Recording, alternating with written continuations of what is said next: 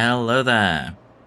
Well, the new pod racing edition of F1 Manager has been fun and interesting, and while I did say that I was time to make a bug review, it quickly turned into more of a negative rant, and I do feel that I've been quite negative lately, so today we're going to try and do something a bit more positive. I'll be taking a look at the current contract system in F1 Manager, and I'll be making some suggestions / constructive criticism on how they can improve the system instead of continuing my current trend of being just negative. Let's put it like that. It does mean I'm not disappointed in 1.6, but let's try and make the game better in going into the future. So the main issue with the current contract system is the new poaching mechanic. While it is a good idea on paper, as many other implementations in this game, the system is lacking, and my suggestions for fixing this goes more to maintain the current status quo, as the AI in the current iteration seems more in favor of signing new staff and drivers rather than keeping the ones that they have, to the point where they will actually straight up pick up downgrades for no good reason. What I mean by this is that I would start by changing how the AI prioritizes its contracts, as it's become apparent by now that the AI would rather sign new drivers and staff than keep the ones they have, with the worst example being a free agent Max Verstappen in Season 2. While having a lot of driver changes and staff changes keeps things fresh, the approach isn't really realistic, and I'm going to be focusing my suggestions on kind of solving this issue and keep some sort of continuity for realism's sake, but also kind of for balance sake. The switching of staff, engineers, everything does kind of keep things, spicy and fresh, and from one perspective, but it completely ruins any sort of balance or immersion. Let's use Red Bull as our example. Red Bull has contracts that are ending in the first year, including Mac, who's the highest rated technical chief, Weekly, who's the highest rating sport director, as well as both of their race engineers. And most of the top teams are actually in a similar situation where they have their highest rated staff.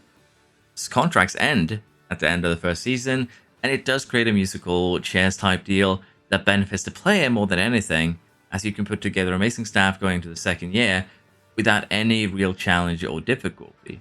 This should not really be happening, as a winning team or a championship contender who already have the best staff available to them should prioritize keeping their current staff members rather than going around poaching lower rated staff from other teams.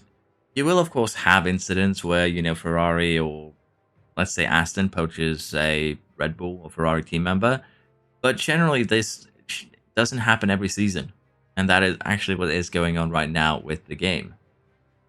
Now, I'm not saying that staff shouldn't be, leaving certain teams. Let's say that if a team is not meeting expectations, this would be a reason why certain staff members might decide to not renew their contract, looking to getting into a new team.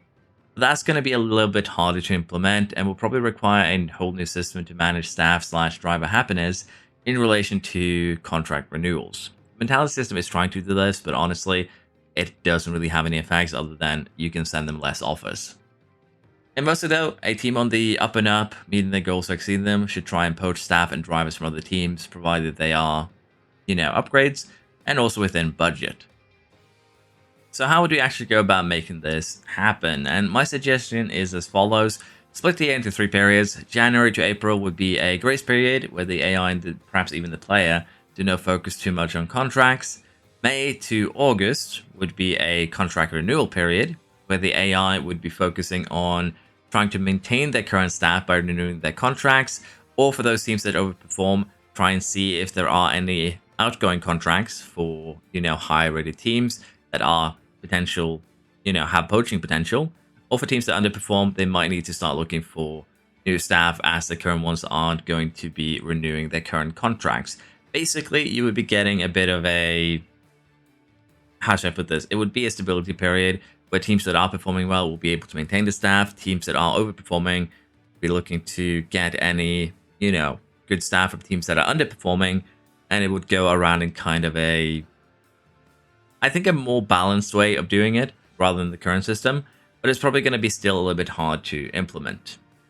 Now, limiting this to certain months is not really a good system, but it can be used as a framework, and that is kind of the idea here. We're using kind of splitting the year into 3 as a framework to make sure that the system works, and then we can remove those limitations on when the AI can do stuff as the logic gets better and they do a better job at dealing with contracts. An example of this logic would be as May rolls around for Red Bull, they are probably leading the championship, and as such, they would be looking for stability rather than anything else. And they would probably renew their contracts that are going out for weekly vacs as well as the race engineers, as they're all really, really good. As the team is performing well, you'd imagine that most of them would renew their contracts without much fuss.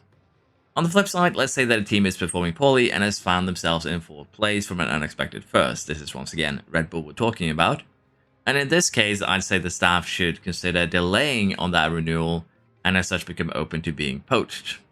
In other words, with this system, you would basically add a tag when they refuse that first contract renewal that says that they're open to being poached, and that will have the other AI teams show interest if they have an open position or, the budgets would allow it. And they will try and offer this staff/driver that has become tagged now with poachable a contract.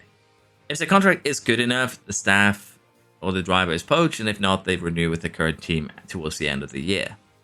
Now, this system can also add a lot of mayhem. I am realizing that. I'm not taking balance into account here, but I think this would be a better system that would give the game more stability in terms of drivers and staff, and you'd see basically kind of more of a flow of higher rated staff to the higher teams and lower rated staff to the lower teams, which kind of makes more sense from a realistic perspective as well. Probably would be a harder system to implement. I'm not saying that it will be easy, but I think it could be a good addition to the game. Now, this system in particular would be kind of, again, hard to implement, so if you have any suggestions here, please let me know, and we might brainstorm a good option for this. Now, the second issue with the current contract system is that the AI doesn't respect breakout clauses at all. They can nab any contract they feel like, they can break any contract they feel like with basically minimal repercussions, and the whole point of a breakout clause is to prevent poaching. In other words, the AI doesn't actually have any negatives from the poaching of staff and drivers, apart from the fact that they are terrible at it, and will pick up worse staff and drivers on the regular, leaving Verstappen without a seat as the prime example. Now, seeing Hamilton get poached from Ferrari or Verstappen, as mentioned, poached a free agent in Season 2, shouldn't happen, or if it happens, it should be a very, very rare event. A lot of the contract issues also stems from the AI opting for 1-year contracts rather than 3 or 5-year contracts in most cases. And to solve these issues, my suggestion is fairly simple. Add rules to the AI logic of how much they're allowed to spend on poaching a contract. Let's say that the AI team that we are using in this example finished 10th the previous season. As a result, this year, whenever they poach a contract, they can't poach a contract that have a breakout cost higher than, say, 5 million. Also, this sum is arbitrarily chosen, to be fair, but have it say increase depending on the result, and the first place team, for instance, would have a breakout limit of, say, 15 million per contract. Now, I did mention these are arbitrarily chosen limits and would need to be looked into for balance, but it could be a good way to limit how the AI is going while we're poaching, and making things a little bit more balanced and realistic when it comes to both the staff members, but also the drivers that are being poached. But as I mentioned, the breakout cost limits are going to have to be looked into and balanced for this. I have not done anything like that. It's just a suggestion. Now, lastly, affiliates are their own problem, and to be fair, I can agree that contracts should be a bit more of a battle royale here, as each team is fighting for the best talents. And honestly, I'm probably going to go over the affiliate system at a later date. I keep on postponing it, but it is what it is.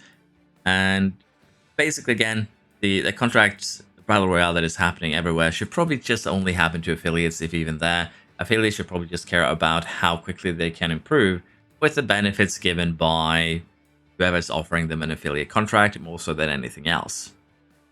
But yeah, that's going to be it for my rant about contracts. It did turn a little bit negative, but honestly, I think this video was a lot more fun. It's a lot more constructive criticism. Hopefully, Frontier will take a little bit of a hint from this, because I think my ideas are, if not good, at least decent in solving the issues with the AI contracts at the moment. And adding logic checks should probably fix a lot of the issues the AI are currently facing with dealing with the contracts. Now, If you have any better suggestions, I would love for you to share them in the comments. And hopefully we can, as I said, get some eyes from Frontier on this. And I think the system, while limiting, can be used as a decent starting point to make the contract system more realistic, more balanced, and then work from there with expanding it. Thank you for watching, and let me know if you would like to see more videos like this where I take a look at a system in game and try and make some improvements / constructive criticism / suggestions. I don't know how to really phrase this. It's kind of a new thing. But yeah, if you enjoyed the video, like, subscribe, and I hope you have a good day. Bye bye!